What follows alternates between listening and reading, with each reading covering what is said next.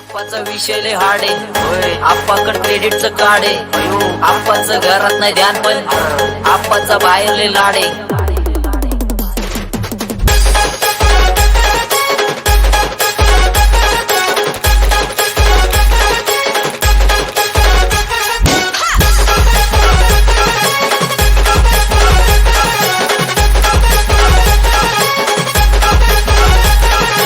आकाश बस बस गेला मी चपऱ्याचा नास.